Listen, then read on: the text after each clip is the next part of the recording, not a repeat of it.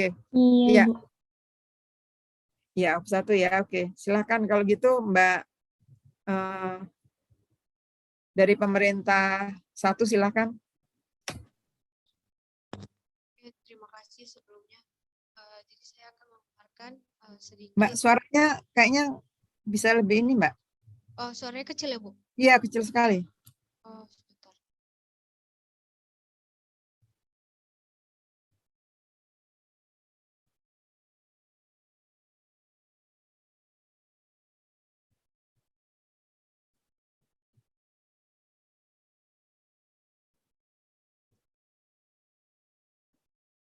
Oke, tes.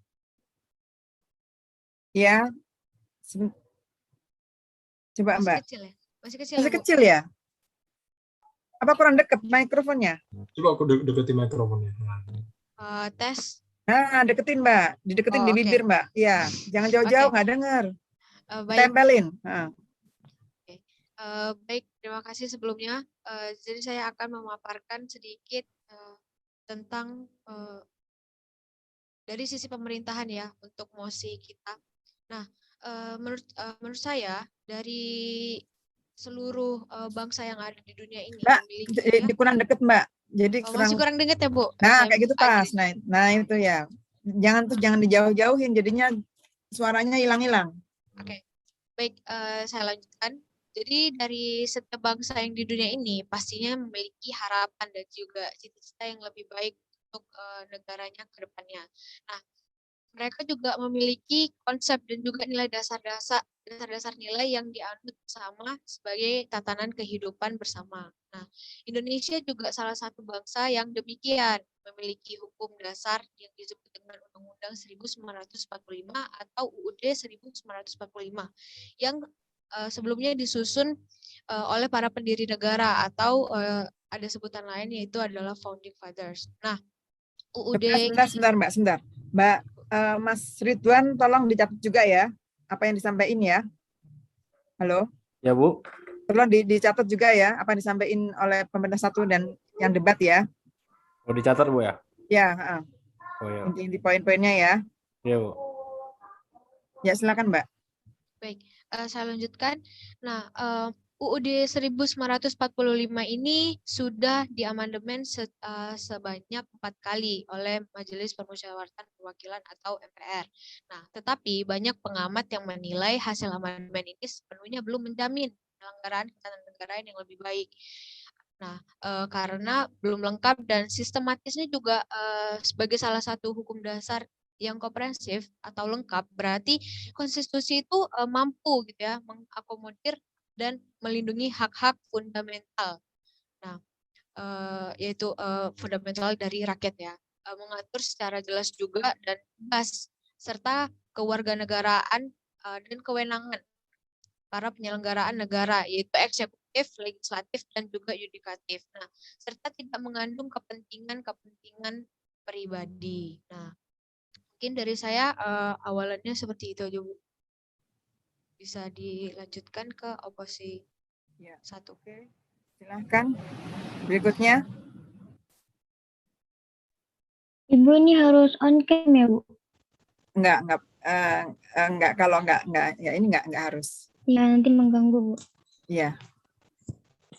Baik, Bu. Perkenalkan, nama saya Sandiara Martiari sebagai pembicara satu tim oposisi. Di sini saya akan menggarisbawahi dulu bahwa saya sebagai tim yang tidak setuju bahwa kita lebih memilih Undang-Undang Dasar 1945 yang asli dibanding Undang-Undang Dasar 1945 dengan amandemen. Jadi singkatnya, saya lebih memilih Undang-Undang 1945 hasil amandemen. Mengapa? Karena Undang-Undang Dasar itu merupakan sesuatu yang bisa diubah sesuai dengan perkembangan zaman. Maksud saya, zaman kita semakin berkembang dengan penemuan baru dan teknologi baru, sehingga kita perlu menyesuaikan dengan kondisi keadaan kita atau kebijakan pemerintah yang sudah ada, sehingga kita tetap, maksud saya, kita tetap berada dalam perkembangan zaman tanpa menghilangkan nilai-nilai yang terdapat di Undang-Undang Dasar 1945. Selanjutnya, saya akan memberikan argumen saya, mengapa saya memilih amandemen setelah Undang-Undang Dasar setelah amandemen. Pertama, sebelum amandemen kita tidak memiliki Mahkamah Konstitusi, di mana peran Mahkamah Konstitusi ini sangat penting Dewan Juri, yaitu untuk menguji undang-undang terhadap Undang-Undang Dasar, lalu memutus sengketa kewenangan lembaga negara yang kewenangannya diabaikan oleh Undang-Undang Dasar. Di sini kita tahu bahwa Mahkamah Konstitusi berperan sangat penting dalam penetapan Undang-Undang Dasar kita, Bu. Di mana Undang-Undang Dasar itu sesuatu yang menjadi dasar kita dalam bernegara, berbangsa, bahkan untuk menjalani kehidupan sehari-hari. Selanjutnya, setelah amandemen, kita memutuskan untuk menghilangkan GBHN atau garis-garis haluan negara.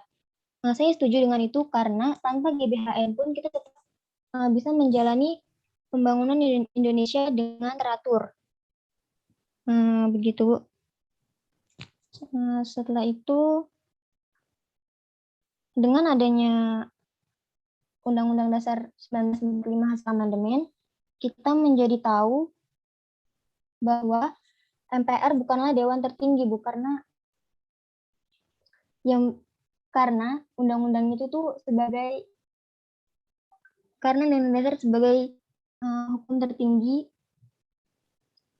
dan sebenarnya, Bu, Undang-Undang Dasar 1945 hasil amandemen itu bukan mengubah secara keseluruhan, tapi hanya menyempurnakan sistem kita. Jadi kita sebenarnya tidak tetap berada pada Undang-Undang 1945 dengan penyempurnaan saja. Itu saja dari saya. Terima kasih. Ya, berikutnya. Mas sudah berapa menit ya tadi? Mas kok lebih dari 7 menit tolong diingatkan ya. Halo? Iya Bu, saya catat waktunya. Ya, udah lebih dari 7 menit belum masing-masing tadi? Belum? Kurang dari 3 menit Bu. Enggak, belum, lebih dari 7 menit belum ya? Belum. Ya, oke. Baik, berikutnya dari tim pemerintah.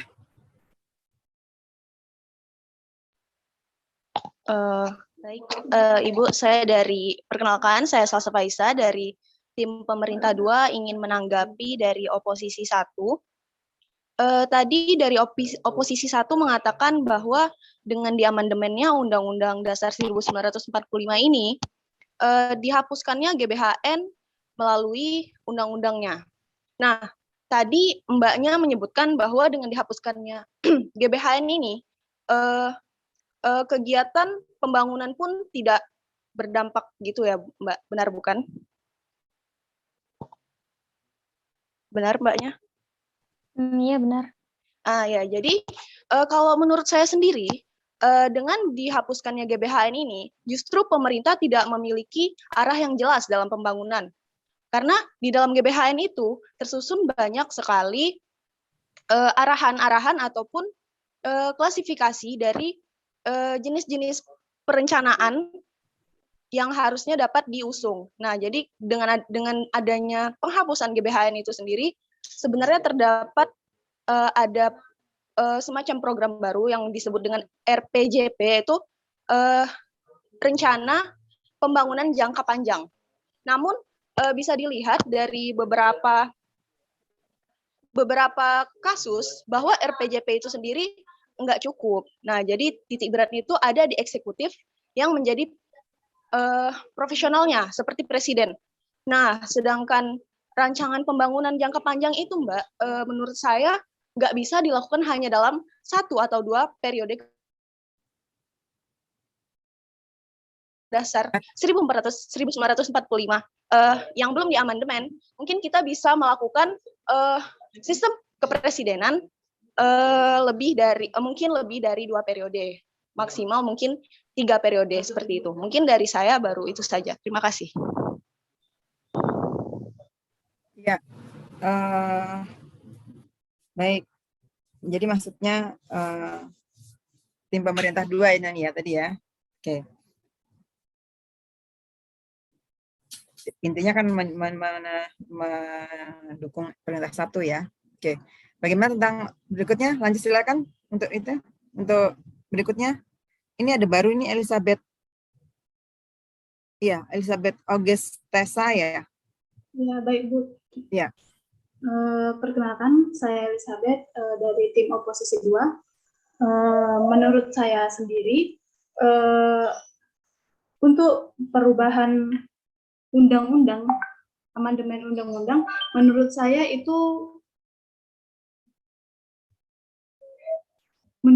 itu bisa dibilang tidak perlu adanya bisa diamandemen karena tidak bisa diamandemen. Menurut saya undang-undang itu seharusnya sudah dari lama tidak perlu sudah diperhitungkan ke depannya, sudah diperhitungkan waktu membuat undang-undang.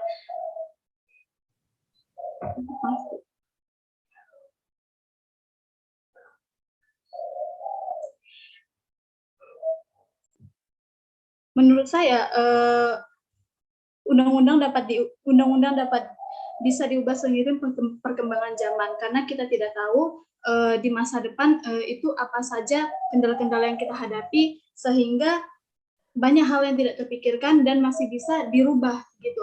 Terus masalah untuk GBHN bukan seperti yang dikatakan tadi, bukan maksudnya pembangunan tidak berjalan dengan lancar. Pembangunan akan tetap berjalan lancar dengan sistem pemerintahan yang dilakukan oleh presiden. Lalu untuk yang jika undang-undang tidak diamandemen, maka MPR akan lebih berkuasa atas presiden. Sementara presiden ini adalah sistem pemerintahan yang paling tertinggi yang mengatur segalanya. Jadi kalau menurut saya MPR kurang. Kalau untuk MPR, presiden harus lebih di atas MPR. Sekian dari saya, Bu. Oke, jadi intinya apa? Presiden di atas MPR ya? Iya, kalau undang-undang sebelum diamandemen itu MPR yang memilih presiden gitu. Ini supaya presiden di atas itu. Oke, bagaimana untuk yang pertama?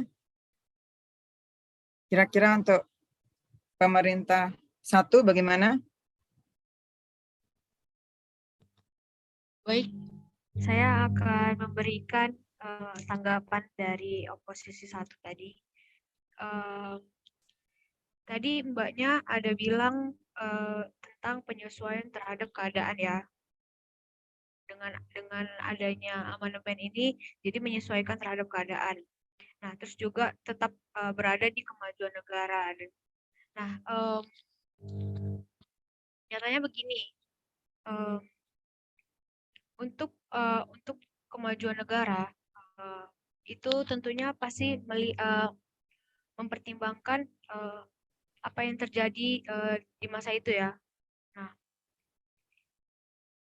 dengan dihapus saya akan juga menyangkut pautkan ini dengan GBHN tadi. Nah, dengan dihapuskannya GBHN tadi, setiap presiden yang naik atau menjabat, mereka mengusung visi dan misi yang baru gitu. Jadi alangkah baiknya ya kan, GBHN ini kita usung kembali dengan tujuan pemerintah memiliki arah yang jelas dalam pembangunan. Contohnya saja ya, saat GBHN dihapuskan tahun 2000 ya, dihapuskannya GBHN pada masa Orde Baru. Nah, itu periode tahun 2009 sampai 2014 pemerintahan itu mengusung visi terwujudnya Indonesia yang sejahtera, demokratis, dan keadilan. Nah, terus di periode 2014 sampai 2019 pemerintah merencanakan visi terwujudnya Indonesia yang berdaulat, mandiri, dan berkepribadian berlandaskan gotong royong. Nah, hanya pedoman pembangunan itu tidak berkesinambungan menurut saya. Karena apa? Dalam setiap setiap kali mereka naik dan mengusung nilai yang baru gitu ya. Jadi Indonesia itu seperti kepemerintahan Indonesia itu seperti dicoba-coba gitu loh. Jadi tidak adanya tujuan yang pasti dalam pembangunan. Jadi banyaknya ya misalnya banyaknya janji-janji baru, banyaknya kebijakan-kebijakan baru yang belum tentu itu menguntungkan rakyat gitu loh. Jadi mengapa GBHN ini baiknya dimunculkan kembali dan juga dihidupkan kembali itu untuk membantu presiden ataupun elit-elit pemerintahan yang nantinya akan menjabat untuk bisa melihat kembali apa sih urgensi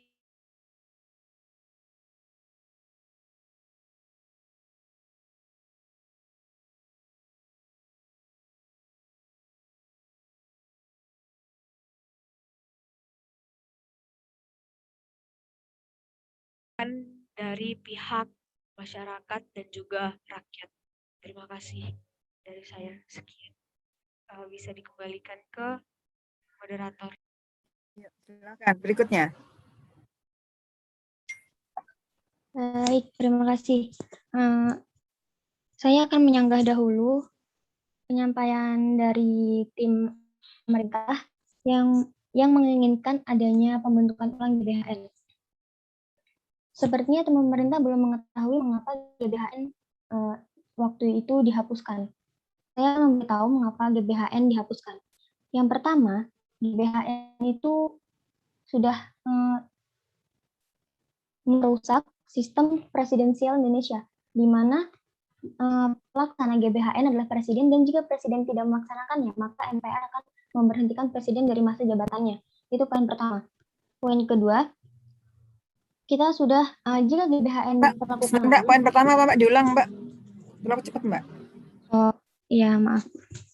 Poin pertama, jika GBHN diberlakukan kembali, kita perlu mengingat mengapa GBHN itu dihapuskan pada zaman dahulu.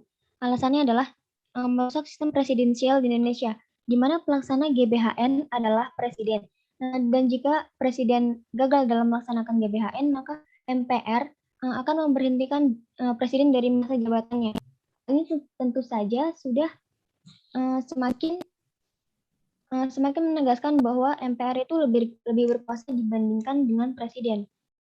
Selanjutnya, melawan arus sejarah, di mana GBHN itu dibentuk oleh MPR pada masa Presiden Soekarno dan dijadikan untuk menurut saya disalahgunakan. Mengapa? Karena seperti saya bilang sebelumnya, bahwa presiden sebagai pemegang arah, jika presiden tidak melakukannya dengan baik, maka presiden akan diberhentikan oleh MPR. Selanjutnya, tadi Mbaknya dibilang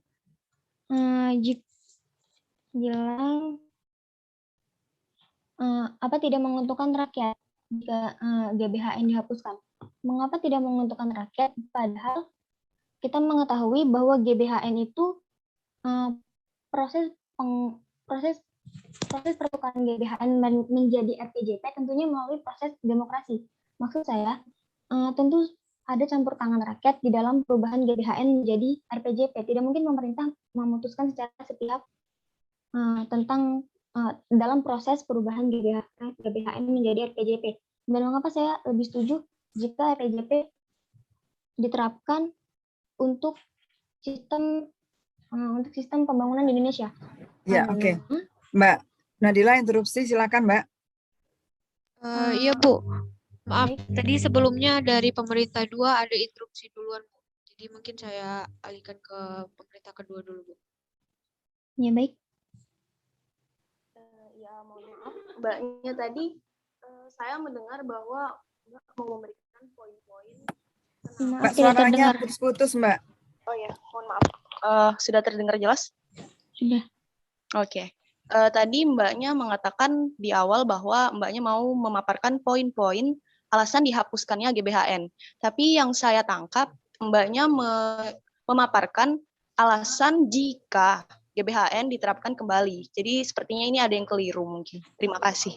Begini, tadi saya menjelaskan mengapa alasan GBHN dihapuskan dan apa yang terjadi jika GBHN diberlakukan kembali. Begitu.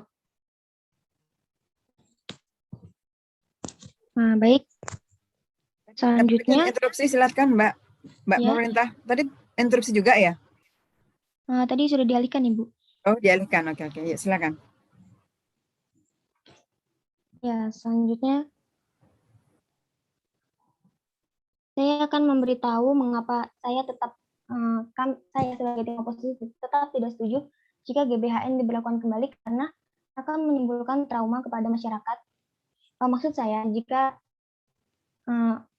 ulangi, tadi saya mendengar dari pembicara dua tim pemerintah bahwa mereka setuju bahwa presiden memiliki hak untuk mencalonkan diri selama 3 periode.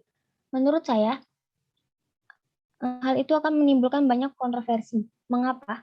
Karena kita mengetahui sejarah Indonesia pada masa lampau, di mana rakyat merasa trauma karena presiden yang sudah melebihi masa jabatannya akan bertindak otoriter atau semena-mena dan menjadikan seperti yang kita ketahui sebelumnya bahwa pejabat-pejabat negara dipilih oleh dari pihak presiden tersebut.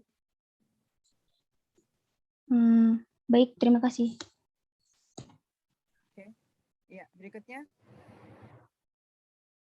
ada dari oposisi atau pemerintah dua mau menambahkan?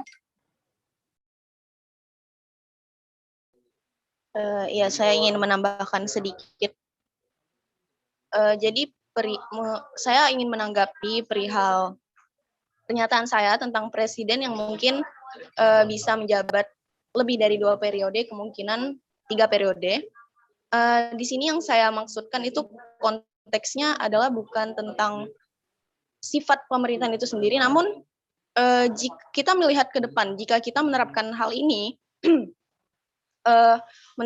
berarti Undang-Undang Dasar yang di amandemen itu akan kembali menjadi Undang-Undang Dasar 1945 yang lama.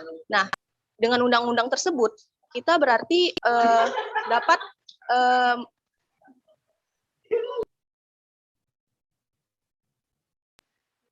mohon maaf, jika diterapkan kembali undang-undang itu, maka salah satu pasal yang menyebutkan bahwa MPR, tentang tupoksi MPR akan dikembalikan. Nah, jika seperti itu, MPR akan berada di atasnya presiden. Jadi sistem kepresidenan tidak seperti yang saat ini berlakunya. Nah, jika seperti itu, kemungkinan kinerja presiden bisa diawasi oleh MPR yang mungkin sifatnya dan sikapnya itu lebih berintegritas, seperti itu. Jadi saya pikir tidak ada salahnya dicoba untuk kembali melakukan penerapan Undang-Undang Dasar 1945 dengan periode yang lama gitu. Seperti itu. Terima kasih.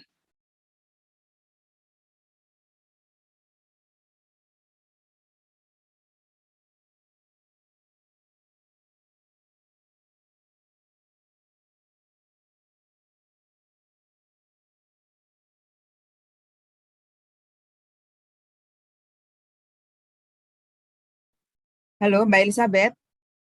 Oposisi 2 sudahkah? Halo.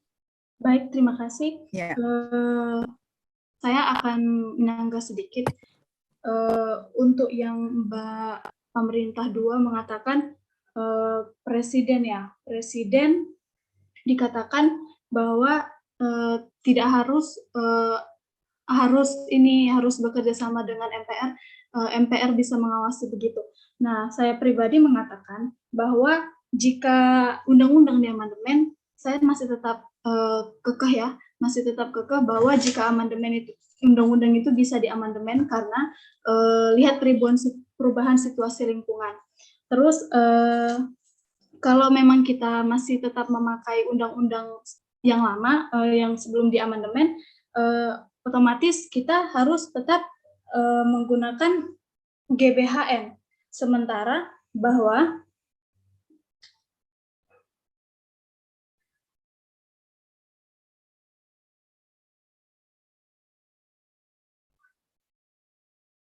jika mengadakan GBHN, kita tetap mengadakan GBHN seperti yang dijelaskan tadi pada oposisi pertama, itu bakal menimbulkan hal-hal seperti itu. Bisa menjadi memunculkan sikap trauma pada masyarakat di masa lampau gitu. Terus sebenarnya amandemen itu masih tetap diperlukan untuk di masa depan karena bisa untuk menjamin keberlangsungan pembangunan bangsa yang lebih baik, karena kita tidak tahu di masa depan apa yang terjadi. Jadi perlu sedikit pembaharuan untuk melanjutkan sistem pemerintahan di masyarakat yang lebih harmonis. Baik. Baik. Waktu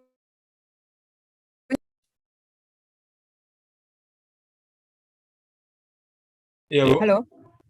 Waktunya gimana? masih Sudah. belum mencapai 7 menit, Bu. Ya. Masih ada dari pemerintah 1 atau pemerintah 2 yang mau ini menyampaikan lagi? Saya, Bu, dari Ya. pemerintah 1. Ya, silakan. Baik. Tadi disebut, saya mendengar dari oposisi 1 menyebutkan bahwasannya apa ya, kepemerintahan orde 3 periode ya, 3 periode itu akan memunculkan kekhawatiran lagi ya, bukan kekhawatiran, apa ya, trauma rakyat. Nah, baik, nyatanya dulu pada pemerintahan Soeharto ya, itu sudah berapa sekian lama pemerintahan itu berjalan, walaupun dikatakan masyarakat dan rakyat ada di bawah kepemimpinan Soeharto yang merasakan adanya kekhawatiran, itu juga tetap menjalankan gitu ya, tetap berada di Indonesia gitu, tetap mengikuti dan menjalankan peraturan-peraturan yang ada. Nah, sekarang nyatanya Indonesia sekarang menerapkan Indonesia setelah GBHN itu dihapuskan ataupun masa periode itu selama 2 tahun paling lama ya. Indonesia jadi akhirnya memiliki misi-misi baru, visi-visi baru yang tidak karuan gitu. Menurut saya tidak karuan, kenapa? Karena seperti yang saya bilang sebelumnya, setiap presiden yang mencalonkan dan naik itu akan belum tentu menerapkan apa yang mereka janjikan juga sebenarnya, dan juga yang mereka janjikan itu merupakan hal-hal baru yang berbau membantu masyarakat dan meringankan beban masyarakat. Tapi nyatanya saat ini kita masih berada di keadaan yang seperti sama aja gitu loh. Belum terlihat yang namanya bukan kebaikan, apa ya, lebih ke keringanan yang diberikan itu belum tentu terlihat pada umumnya. Nah, dan juga apalagi di kondisi seperti ini ya kan, yang mana rakyat itu makin yang susah makin susah, yang juga yang awalnya berkecukupan menjadi kurang. Bahkan untuk birokrasi dalam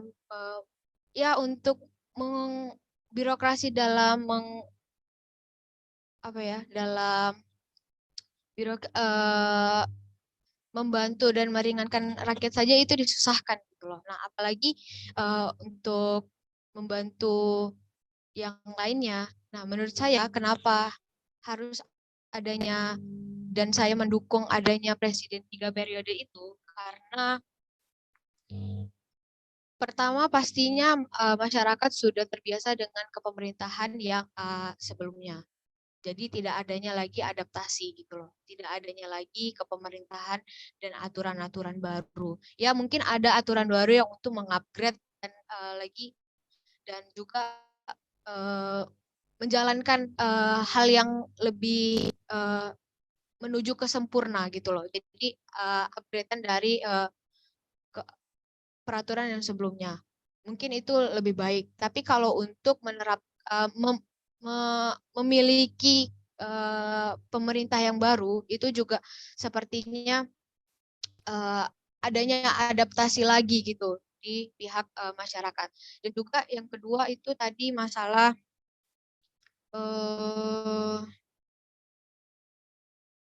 apa ya namanya? Wah mungkin segitu saja dulu. Saya lupa tadi. Ya, baik, Mbak. Mungkin bisa disimpulkan, Mbak. Benda satu, Oh Mbak. ya, oke. Saya simpulkan bahwasannya mengapa saya mendukung tiga periode ini ya karena pastinya Indonesia bakalan beradaptasi dengan kepemerintahan yang sebelumnya gitu loh. Jadi untuk menerima lebih banyak lagi kekurangan dari kepresidenan itu juga menjadi lebih awam dan juga masyarakat juga lebih nyaman dengan peraturan-peraturan dan juga kepemerintahan yang sebelumnya gitu. Karena juga untuk masa kepemerintahan itu dalam 4 tahun mungkin banyak yang belum tercapai ya kan. Jadi alangkah lebih baiknya menambahkan masa periode untuk menyelesaikan ataupun juga membantu presiden untuk mencapai goals-nya gitu. Oh ya, masalah yang tadi tadi disebutkan bahwasannya MPR itu menjadi lebih tinggi daripada presiden dan akhirnya kalau misalnya presiden tidak mencapai, presiden akan diputuskan dari masa jabatannya. Nah, menurut saya itu adalah hal yang bagus karena kalau misalnya presiden tidak mencapai targetnya ataupun tidak mencapai dari rancangan haluan dari GBHN tersebut, itu alangkah bagusnya untuk cepat dieksekusi gitu loh, sehingga ke pemerintahan yang baik dan jadi tidak perlu menunggu-nunggu lagi untuk mereka menambahkan masa jabatan karena sudah bisa dinilai dari MPR mungkin mereka kurang baik dalam kinerjanya. Nah juga saya ingin menambahkan sedikit tentang RPJP. Nah kalau RPJP itu kan masih rancangan ya, jadi bisa berubah-ubah. Nah tapi kalau untuk haluan kan kita tidak bisa keluar dari haluan itu. Jadi kalau misalkan tidak tercapai ya eksekusi. Sekian dari Kesimpulan dari ini apa namanya dari oposisi 1. Baik, terima kasih Ibu. Sebelumnya saya akan menyanggah dahulu pernyataan argumen dari pembicara 1 tim pemerintah yang menyatakan kalau jika presiden memiliki 3 periode, maka masyarakat tidak perlu beradaptasi lagi. Menurut kami sebagai tim oposisi, hal ini justru akan memperlambat proses adaptasi, di mana nantinya kita akan tetap beradaptasi jika periode ketiga telah berakhir. Jadi menurut saya dengan kita tetap berada menggunakan sistem presiden dengan 2 periode, itu akan proses keberlangsungan tata negara kita tuh akan lebih sudah tersusun dengan semestinya begitu Bu. Selanjutnya yang nomor 2, pembicara pertama mengatakan bahwa jika presiden memiliki jatah 3 periode, maka dia akan dapat melaksanakan tujuan visi misinya. Menurut saya, jika presiden belum mencapai visi misinya, itu sudah merupakan konsekuensi yang harus dia terima, di mana berarti dia gagal dalam membuat visi misi tersebut. Dan menurut saya, jika memang presiden ingin melanjutkan visi misinya, bisa dilakukan secara estafet, yaitu memberikan visi misi tersebut kepada calon presiden selanjutnya. Begitu, Ibu. Selanjutnya, untuk GBHN kami tetap sepakat bahwa pemberlakuan kembali GBHN malah akan memperburuk pemerintahan Indonesia. Mengapa? Karena kita sudah berada di zaman reformasi dan sudah tidak menggunakan GBHN. Jika kita memberlakukan kembali GBHN, maka kita harus menyusun ulang seluruh rencana pembangunan yang ada di Indonesia. Dan itu akan sangat menghambat. Selanjutnya, jika tadi bicara satu mengatakan bahwa jika presiden tidak melaksanakan tugasnya dengan baik, maka presiden akan dilengsarkan oleh MPR. Lalu bagaimana jika MPR tidak melaksanakan tugasnya dengan baik? Apakah mereka sebagai kekuasaan tertinggi tidak bisa dilengsarkan? Pertanyaan dari kami yang sebenarnya tadi ingin disanggah. Selanjutnya,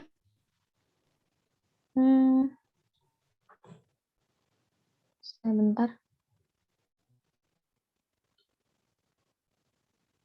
Selanjutnya, dikhawatirkan mengapa kami tetap setuju mengapa kami tetap sepakat bahwa presiden hanya memiliki 2 periode. Karena jika presiden memiliki masa periode yang lebih lama, maka dikhawatirkan para presiden ini nantinya akan mengumpulkan orang-orang dengan maksud saya dia akan memupuk kekuatan politik di mana nanti dia menjadi pemerintah yang otoriter seperti kejadian di masa lampau, di mana mahasiswa dan banyak rakyat yang berdemo untuk melengsarkan presiden karena sudah terlalu lama menjabat sebagai presiden. Ya, baik. Terakhir kalau gitu untuk pemerintah 2 terakhir. Baik, ya terima kasih. Saya ingin menegaskan kembali bahwa kenapa perlunya kita kembali kepada UUD 1945 periode yang awal. Itu saya juga sedikit menyinggung dari pernyataan Mbak Oposisi 1, bahwa dengan diberlakukannya amandemen UUD 1945 itu ada sistem pemerintahan kepresidenan yang bisa dilakukan secara estafet. Namun berdasarkan faktanya, kita bisa melihat jika itu justru menimbulkan egoisme sektoral dari para presiden itu masing-masing. Nah, jadi kita bisa melihat contohnya itu banyak sekali pembangunan nasional yang tidak dilanjutkan karena antara presiden yang satu dan yang lainnya itu memiliki visi misi yang berbeda. Jadi kesinambungannya itu tidak ada gitu. Nah, lalu juga dengan adanya sistem pemerintahan setelah amandemen UUD itu, kita menjadi kurang siap gitu dalam menghadapi beberapa permasalahan kenegaraan, permasalahan nasional gitu. Mungkin bisa disebut mungkin seperti dalam menghadapi pandemi COVID, contohnya yang terbaru ini, karena kita tidak memiliki kajian terlebih dahulu ataupun data-data yang telah terkesinambung antara presiden yang lama dengan presiden baru. Maksud saya mungkin pemerintahan yang lalu gitu, karena visi misinya itu yang saling berbeda dan tidak sama gitu. Mungkin telah disebutkan oleh rekan saya pemerintah 1 juga tadi, judul untuk rencana pembangunan dari 2009 dari tahun ke tahun itu